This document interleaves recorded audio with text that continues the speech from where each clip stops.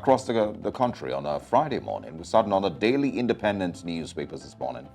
It says over there that military action against Niger coups is still possible. And that is from Nigeria's President Bola Ahmed Tinubu. It says Gabon have confirmed his fears over copycats. Yeah, I think it's born out of the narrative that, coups were becoming more popular. But I think what they're failing to understand is that democracy and its failures have become more popular and, and have become more irritating across the continent. And everybody can see, that it's a failed project. If we don't fix what we call democratic institutions, then coups will likely continue to happen. Don't blame the people who are, yes, they should be punished or jailed or whatever it is. The coups, the juntas. The weird thing about it is that the citizens don't see it as a coup, whilst they see it as liberation. Exactly, they see it as freedom from oppression. Yeah, I understand. But what I was trying to say is you might blame the people these military officers who decide to overthrow government. You can blame them, but at the same time, don't forget to blame the people who have failed, democratic institutions. You know what that is called? Decades. You know what that is called? Some people will say that therapists will call it gaslighting. So when someone does something wrong, and then you react to do something wrong, they react. They now ignore exactly. Yeah. They blame your reaction and forget about what exactly was done to trigger that reaction. Yeah. So whatever it is, whatever conversations that we're having across the continent on, what is causing coups and why they're becoming more popular, it is born out of somewhere. It's not because military officers are bored, and they've been in the barrack for too long. It is, and of course, we can also see the level of support it's getting from the people. If these countries or these presidents were loved by their people, you wouldn't see the level of celebration that we're seeing on the streets. So we shouldn't forget that. And if we decide that we're going to send these people back into democratic rule, remember that they're going to see it as going back to slavery and going back to being enslaved by these presidents who have refused to let go of power for 3 to 4 decades. So yes, I agree with you. Whilst we're not in support of power being forcefully taking over, we're also not in support of governments running the country like it's their personal family business. We must remember that the voice of the people must always be the voice of God. And that's why I also didn't agree. We need to move on. I didn't agree this morning with Collins Weke when he said civil society, because that has failed already also. Yeah. It's not going to work anywhere on the continent. I really don't know. I can't say. I'm not a public policy expert, so I really don't know what's going to work at this point. I don't know either.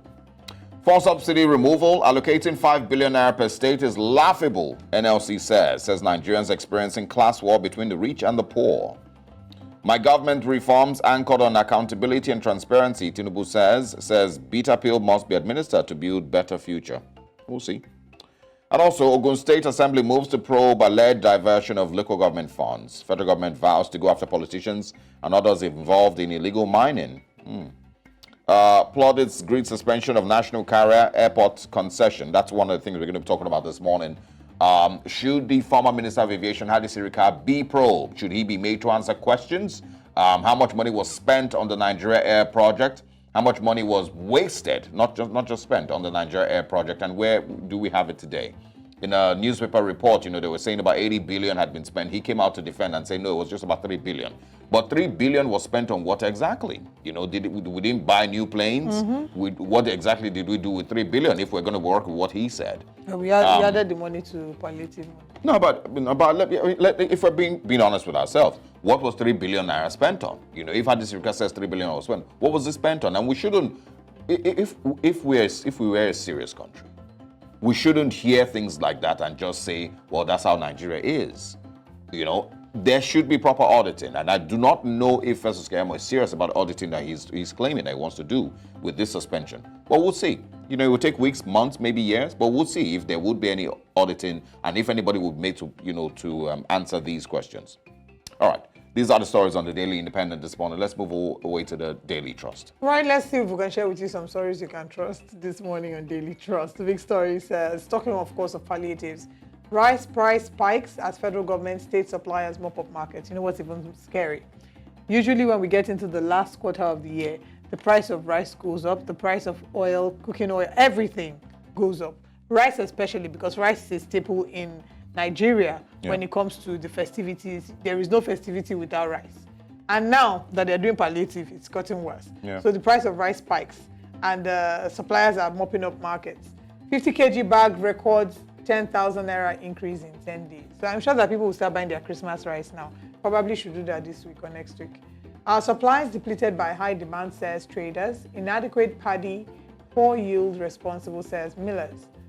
Prime anchors short-changed government, according to AFAN presidency and NEMA mom. Okay, we're waiting for them to say something. Niger coup. Tinubu asks Sultan to return to Niamey. Federal government shuts Lagos Airport's old terminal on October 1st and suspends Nigeria Air. That's one of the conversations we're having this morning. Poor group to increase cement production. Job racketeering. Holy rectors deny bribing reps panel as committee threatens legal action.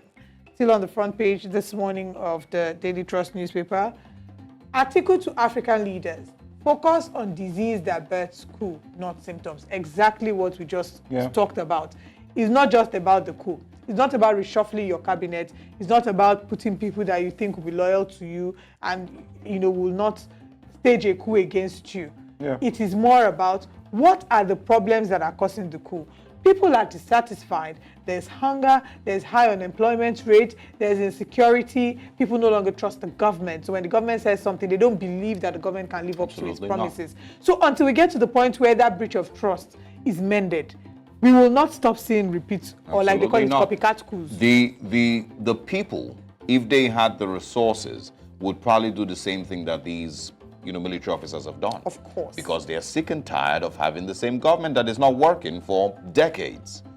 And so if they had, the choices, they probably would do the same. And that's where civil, revolutions start from. We saw what happened with the Arab Spring.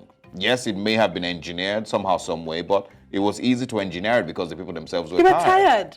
I mean, even if we bring it back here in Nigeria, if we see what happened with the NSAS protest, it was something that built up over time. Yeah. And then one incident triggered something. So it doesn't have to be something seemingly big.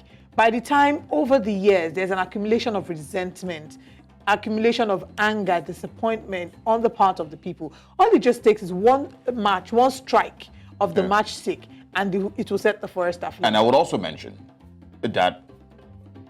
So what's the song? This song, something of York. I can't remember. This song went very, very popular. Something Taylor, in America. He put out the song a couple of weeks ago, and it's currently, I think, one of the most popular songs.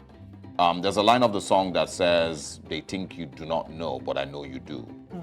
And he was referring to the lies of the American government and the lies basically of governments, both state and federal level in the United States to its citizens, concerning COVID and the economy and the Russia-Ukraine war, all of that.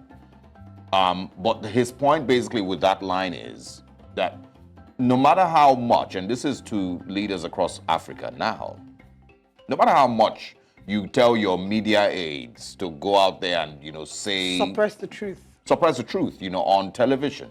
No matter how many times you take control of the media generally to tell your own side of the story, and you try to shut down opposing voices. No matter how many times you change the narrative of what the truth is the people know what the truth is, and that's fact.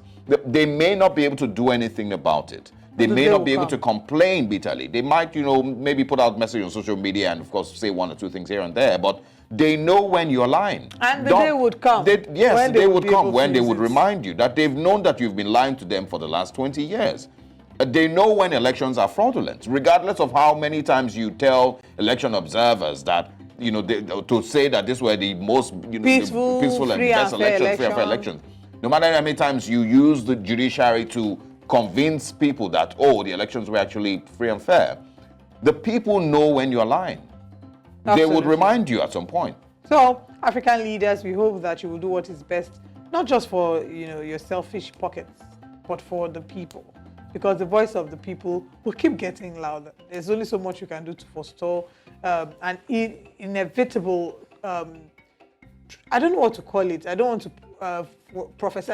It's not a prophecy anymore at this point. It's what will happen when you push people to the wall and there's no way for them to go. One day they will fight back. We hope that we can get some sense of normalcy before it gets to that point. Yeah. Kano Nexim signed 2 billion naira MOU on resuscitating export-oriented industries. Our final story 4 ex-presidential candidates visit Ganduje, seek appointments. They want to come back to office. Yeah. They're not tired of being ex-president. All right, that's all. Presidential candidates. Well, okay, yeah, thank you. That's a good point to highlight. So if I didn't get, but that's what happens a number of times. People run for office knowing that they're not going to win, but hoping that they can use that to put one leg into getting an appointment. They can gain some level of relevance, that will give them some appointment. All right, that's all we can take on the Daily Trust. Let's give you some punchy headlines. All right, on the Punch this morning, once again, fear of coups. AU suspends Gabon as Cameroon and Rwanda retire generals and 1,000 soldiers. AU says suspension in force until democracy is restored. Niger humanitarian crisis looms, and Niger junta orders forceful eviction of French ambassador, cancels envoy and family's visas. It's not looking, good in Niger. So, airport expansion, government to demolish multi-billion naira Lagos private jet terminals. That's also something that I saw, and we probably would, we need to break down the decision to move international flights, I think, to the former terminal, or I'm gonna have to confirm. But yes, there's going to be some readjustments while one of the terminals is being fixed. Federal government, states, and local government share 4.37 trillion in 6 months, says Nati. 12 children and over 60 others die in South Africa building fire. I did see those stories yesterday. Really, really sad. Oil theft. Navy arrests Tompolo's men. Security firm kicks. And jealous lover kills girlfriend with sledgehammer. Sad story.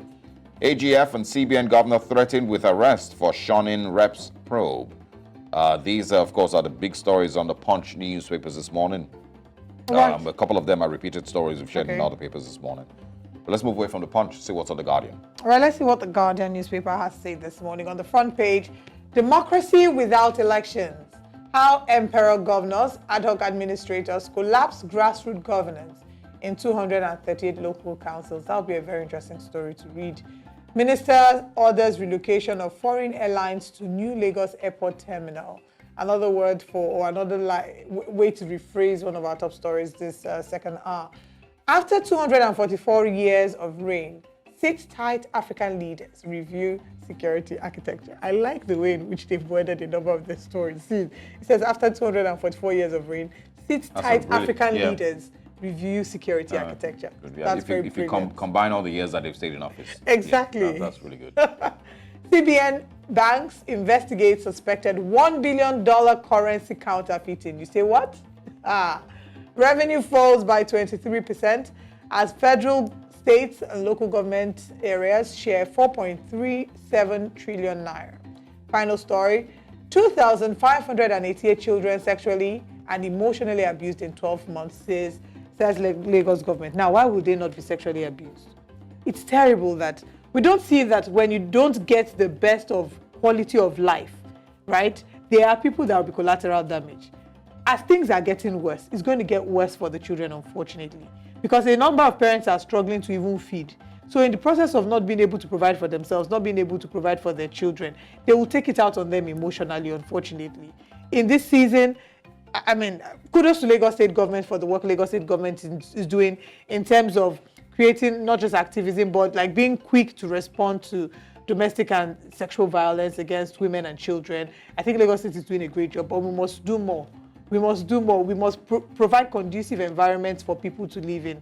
Whilst that will not totally eradicate the problem, but to a large extent, it will mitigate or it will reduce the amount of abuse we're seeing. Because people are frustrated now. That is never a good enough excuse. But that is a result of, I mean, it's just like in war, casualties of war, women and children. You would see more people some people, that's how they conquer. Not only are they killing, they're raping women. And children would also suffer it. It's just unfortunate. I agree. If you drive around, I mean, you're even referring to, children who are in homes, who have, some shelter. Drive around Lagos Island, the Lekki, all the way to Aja.